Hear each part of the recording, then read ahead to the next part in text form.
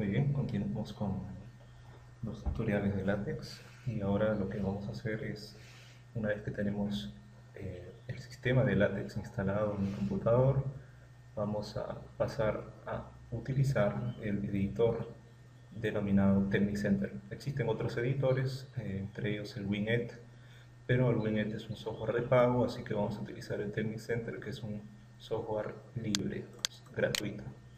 Ejecutamos el software, cerramos esto. Esta es una ventana solamente de sugerencias, qué es lo que podemos hacer con el Technicenter, algunas pautas relacionadas con LaTeX.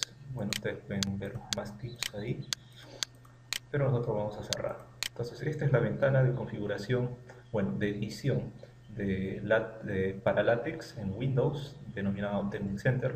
Y acá tenemos la barra de herramientas con las distintas opciones que se pueden utilizar. Entre ellas, la que destaca es las formas de compilación. Tenemos 4 formas de compilación.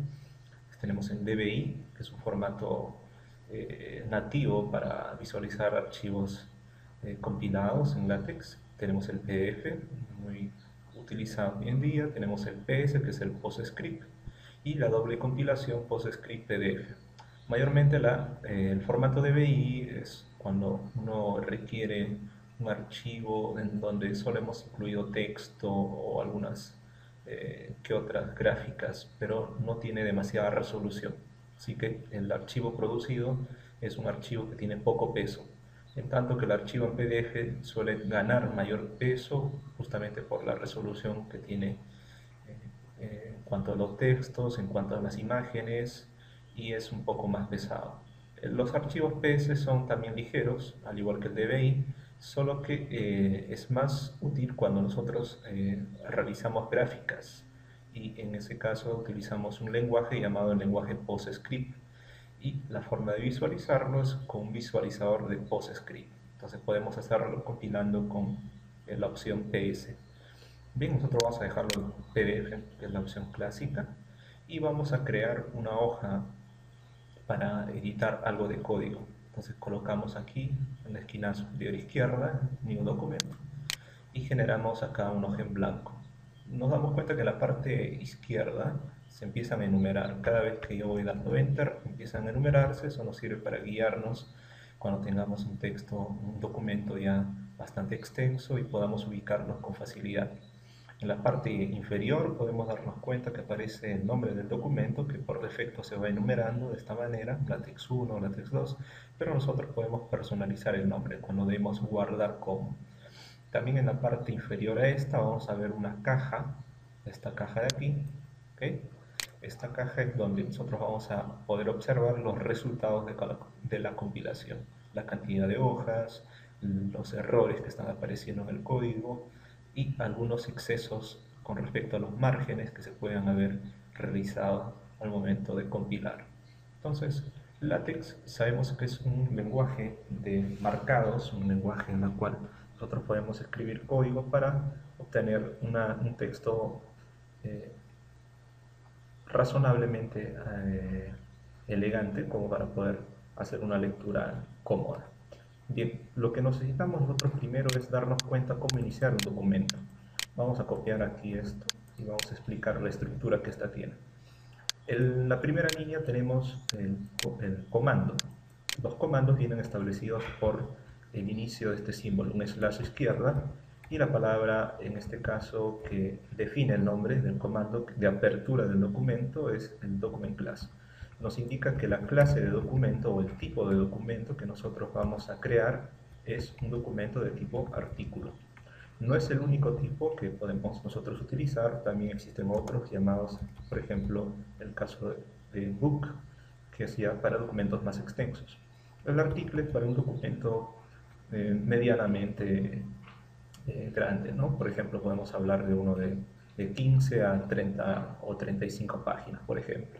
Tanto que un book ya es mucho más extenso por justamente tener capítulos que abarcan una buena cantidad de páginas. Bien, entonces, una vez que establecemos el tipo de documento, en este caso vamos a empezar con artículo, vamos a indicar con otro comando el inicio del documento. Hasta acá solo es el tipo de documento y ahora vamos a indicar dónde inicia nuestro documento. Y le indicamos que a continuación, todo esto que aparece va a ser el cuerpo del documento. ¿Okay? Y tenemos que indicarle también a LaTeX que nosotros estamos finalizando el documento en alguna parte. ¿Okay? Entonces, todo inicio tiene un final y en este caso corresponde al comando de documentos. Todo lo que está anterior a esto, por ejemplo, desde la línea 1 hasta la línea 3, se va a denominar preámbulo. ¿Okay? Perdón, de la línea 2 a la línea 3. ¿Ya? Todo eso es el preámbulo. El cuerpo del documento mismo es todo lo que viene englobado entre el begin document y el end document. ¿Okay? Eso vendría a ser ya el cuerpo del documento. Entonces, cuando digamos que vamos a colocar un comando o un paquete dentro del preámbulo, pues se va a ubicar en esta posición. ¿Okay? Y cuando indiquemos que va en el cuerpo del documento, quiere decir que va entre estos dos comandos, el begin y el end document. ¿De acuerdo? Entonces nosotros vamos a compilar nuestro primer documento y vamos a ver qué es lo que está sucediendo. Vamos aquí a este botón que dice obtener el documento, ¿ya? Le damos un clic y acá nos está indicando que nosotros debemos de guardar el archivo que acabamos de crear. Bueno, le damos OK y sugiero yo que ustedes elijan una unidad de su disco duro en donde guardar el documento, y antes de eso ustedes deben de crear una carpeta.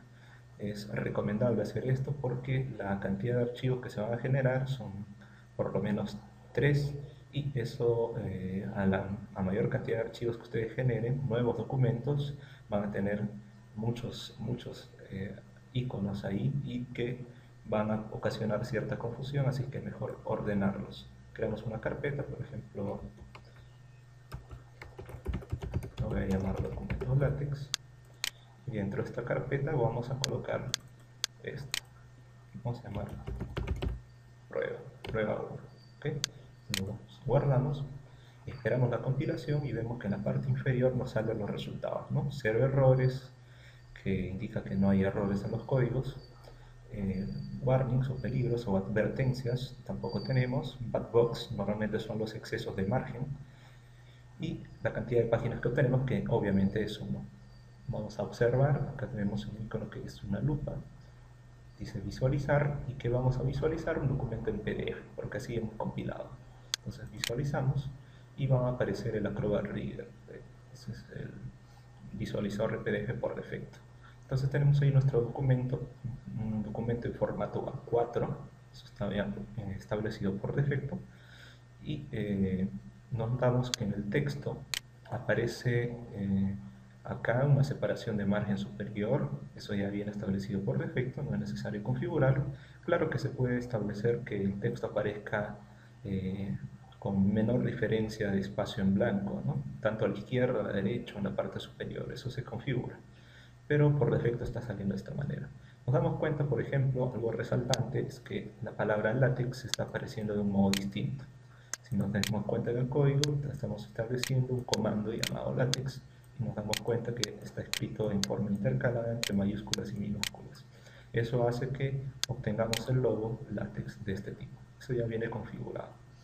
Otra cosa que podemos hacer resaltar es que la palabra compilación, por ejemplo, nosotros tenemos que la O ha desaparecido, y eso se debe justamente a que estamos haciendo una tildación en esa parte de la letra y no estamos indicando la látex que estamos escribiendo en idioma español.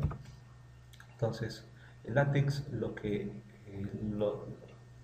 va obteniendo en el proceso, o viene ya configurado por defecto, es en el idioma inglés. En el idioma inglés no se suele utilizar las tildaciones, ¿correcto? Entonces, es por eso que no está reconociendo este carácter y eso no está apareciendo en el resultado final. Otro que podemos darnos cuenta es que, por ejemplo, acá decía niño y la ñ no está apareciendo. El argumento es el mismo que el caso anterior. La ñ no es una letra que forma parte del alfabeto inglés y por lo tanto no es reconocido a la hora de compilarlo.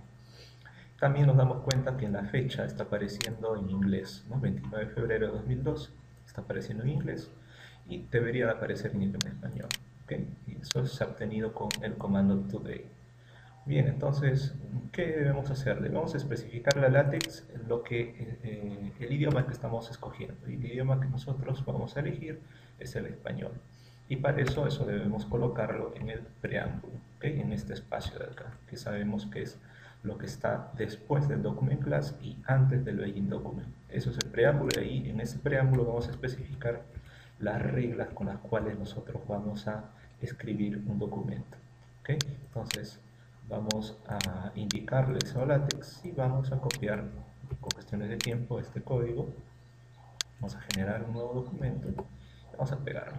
¿Okay? Explicamos el código ahora. En el caso anterior teníamos que solamente indicábamos el tipo de documento como un documento artículo. Ahora tenemos el documento artículo, pero además tenemos encerrados entre corchetes la parte que dice documento A4, ¿ok? Y tenemos el tamaño de letra 12 pt, ¿ok? Entonces, al igual que en el caso de Word, ustedes indican el tamaño de letra, ¿ok?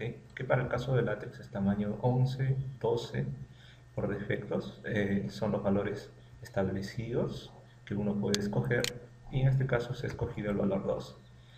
En la segunda línea podemos darnos cuenta que hay un comando, el comando de uso de paquetes.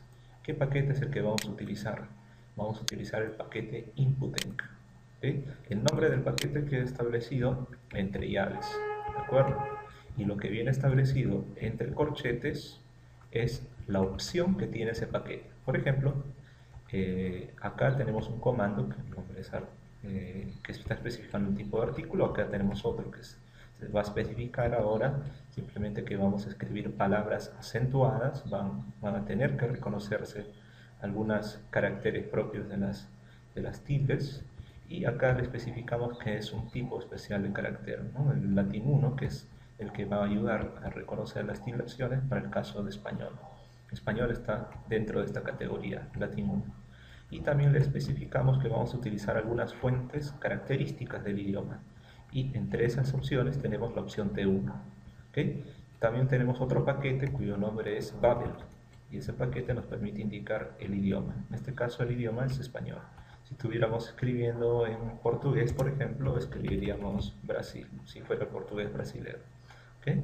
Entonces, ahí se indica simplemente qué idioma es el que vamos a trabajar todo el documento. Es por eso que, por ejemplo, el caso de today, que era la fecha, aparecía en inglés, porque está por defecto en inglés el idioma. Pero ahora le estamos especificando que vamos a obtener un documento en español. En cuanto a lo que aparece en la línea número 5, estamos renombrando un comando.